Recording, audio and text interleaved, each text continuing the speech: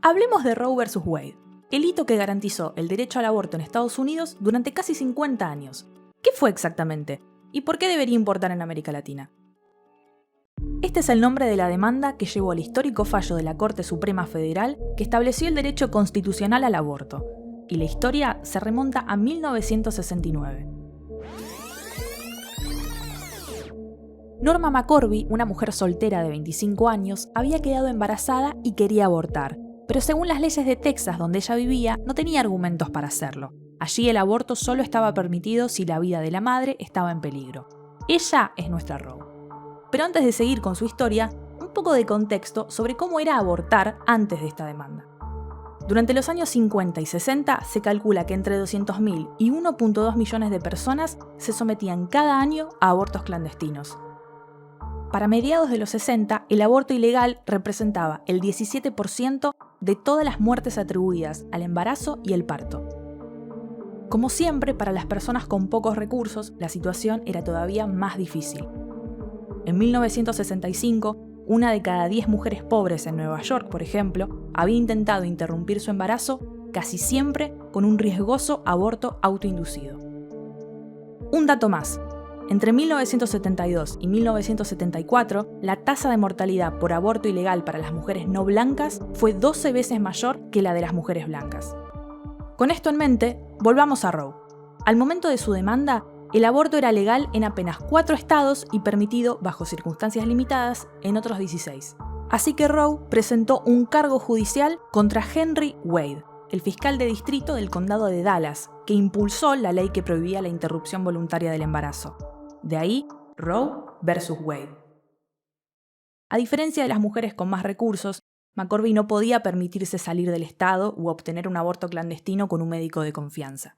Pero sí sabía de unos abogados que querían presentar un caso de prueba con una posible demandante como ella, alguien cuya edad y clase social mostraran la injusticia de las leyes sobre el aborto en el país. Así que McCorvey aceptó participar en la demanda. ¿El resultado? Su alegato fue rechazado y la obligaron a dar a luz. Pero la historia no terminó ahí. McCorvey y sus abogados apelaron, hasta que en 1973 el caso llegó al Tribunal Supremo. El equipo de Roe argumentó que las leyes de aborto en Texas iban en contra de la Constitución porque infringían el derecho a la privacidad. Es que la Constitución estadounidense protege el derecho de las personas a tomar sus propias decisiones médicas, lo que incluía, según la demanda, la opción de abortar antes de que el feto sea viable. ¿Y qué pasó? La Corte falló a su favor. Por primera vez, los jueces reconocieron que el derecho constitucional a la privacidad incluía la decisión de una persona de interrumpir su embarazo y dictaminaron que los gobiernos no podían prohibirlo. Ahora, ¿cuál fue el impacto de este fallo? En primer lugar, se obtuvo el derecho absoluto a abortar durante el primer trimestre de gestación.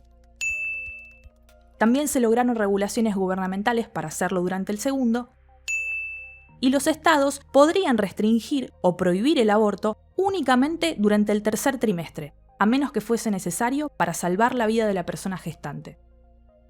Así, la mortalidad se redujo drásticamente y con el tiempo el procedimiento se hizo más seguro, accesible y en clínicas independientes, no solo en hospitales. Pero durante su gobierno, el expresidente Donald Trump cambió la composición del Tribunal Supremo y designó 3 nuevos integrantes con antecedentes de hostilidad hacia la salud y los derechos reproductivos. Así fue que casi 50 años después, el 24 de junio de 2022, la Corte anuló el fallo. Hoy, cada estado decide si una persona gestante tiene derecho a elegir sobre su cuerpo o no. Para enero del 2023, 26 estados han puesto restricciones al aborto, y 12 ya lo han prohibido en su totalidad. Otros continuarán practicando abortos no solo para personas en su jurisdicción, sino también para quienes vivan donde esté prohibido. ¿Quiénes sufren el impacto? Se estima que la revocación afectará mayormente a mujeres pobres en estados sureños y del oeste del país.